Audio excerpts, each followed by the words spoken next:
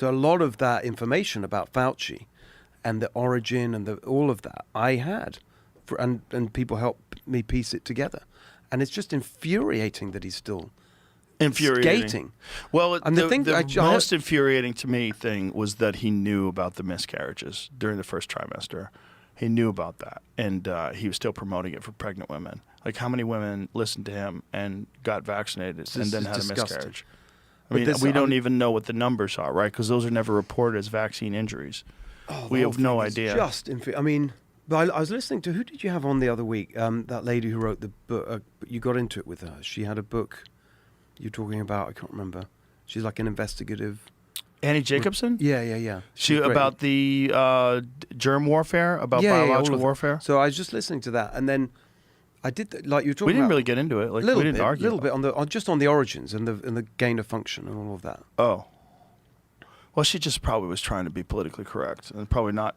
Well, anyway, still trying to sell books or something. I don't know. All I remember thinking is that it's still not, I don't think, understood how directly Fauci was implicated. Like, it's still, you hear this language of, he funded the gain of he pushed it. This was his thing. Yeah. He really, really was the main global champion of gain of function. Not only that, he enforced the narrative that this was not a lab leak and that talking about it as a lab leak was racist. Yes. The thing that I remember when I first laid that out, and it was, it's still on my Wikipedia. Like, I pushed the conspiracy theory that, Fauci did the virus, but he did.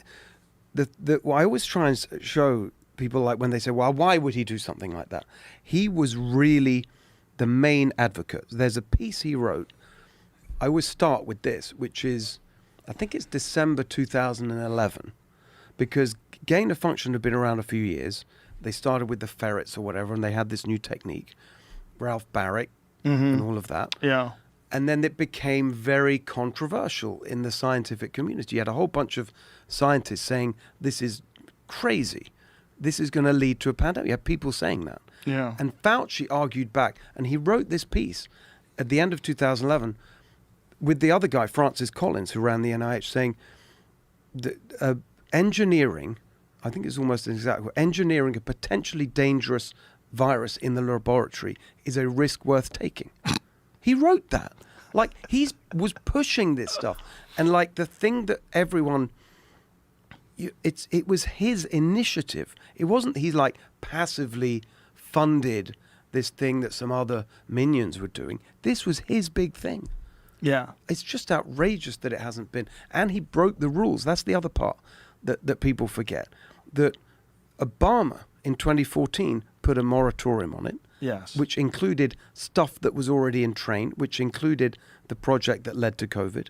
And then again, people often say, well, Trump lifted the moratorium. He did, but he put back a new thing, which was, it was called the Potential Pandemic Pathogens protocol, which said that when you renew a project, it should go to independent review. He broke that as well. So he broke the rules to push this. And he's like, still not really had to pay any price for it, unless you say his reputation. The reputation, but he's also so old that he's not working anymore anyway. But the thing about it was that pardon that gave him a pardon for crimes that he had not been convicted for, which had never happened before. Right. A preemptive pardon and also for 10 whole years for everything he did. He could have been eating babies for 10 years and like, no, pardon. Fine. Exactly. And then when you have a pardon, you're not supposed to be able to plead the fifth. And yet he pleads the fifth with everything, including the color of his fucking tie. It's just disgusting. He's a strange guy. And the fact that he was a hero really shows how sick people were in 2020 looking for some sort of a solution. But also they didn't know his history.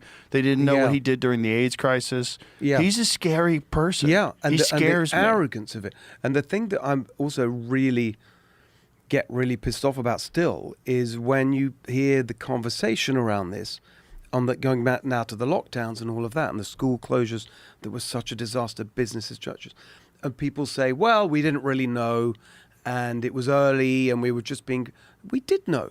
It's not true.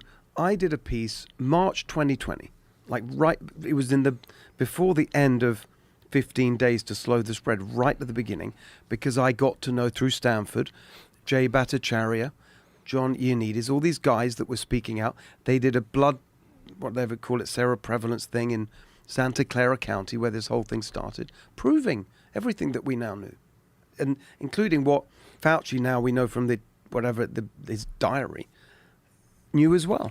Those Santa Clara County, is this the two doctors that they went public with this and then they lost their license and they were shamed? No, this is different. This is Jay and John Ioannidis. They were so Ioannidis. Well, I know about Jay, and the crazy thing about him was that he was one of the people that was kicked off of Twitter, correct? Yes. Yeah, which is... And worse than that, kicked out, really persecuted by Stanford. Yes. They need to be held accountable. That was a crazy thing. So the first lockdown in the country was Santa Clara County, in one of the Bay Area counties. Then the next day, the other Bay Area counties did it. And then after that, Gavin did statewide. That's where it started.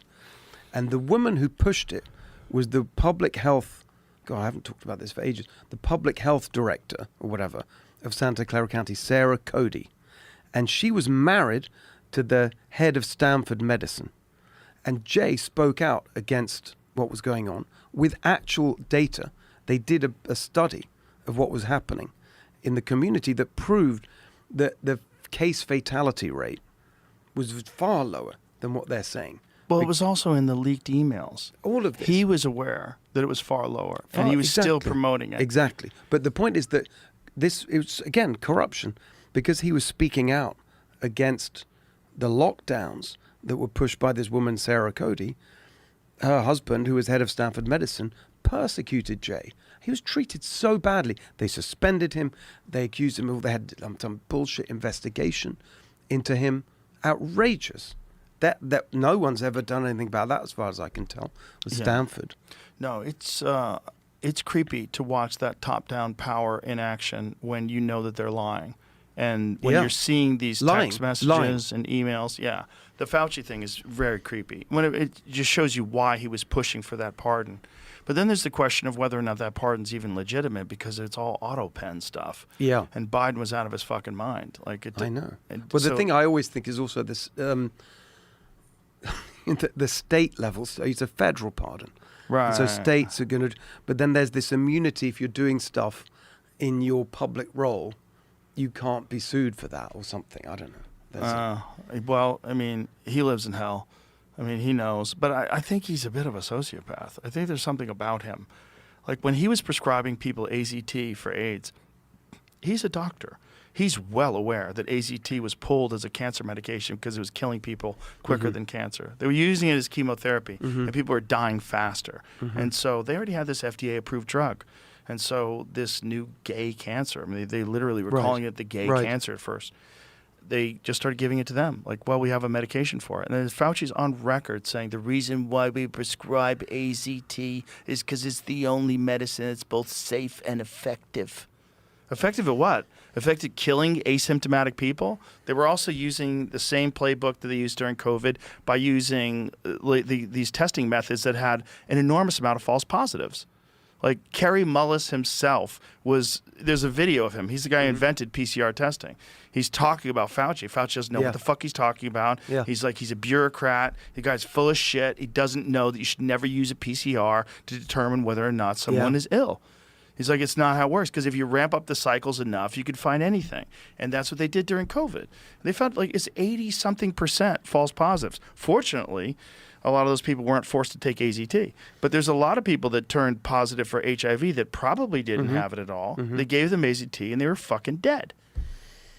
And he's the villain in the Dallas Buyers Club, that movie with Matthew McConaughey. Yeah. That's all about people who have AIDS seeking alternative treatments and being denied them because he was trying to find a vaccine for it, even back then. They were testing the vaccine for it on fucking foster kids and killing them in New York. It's all in RFK Jr.'s book.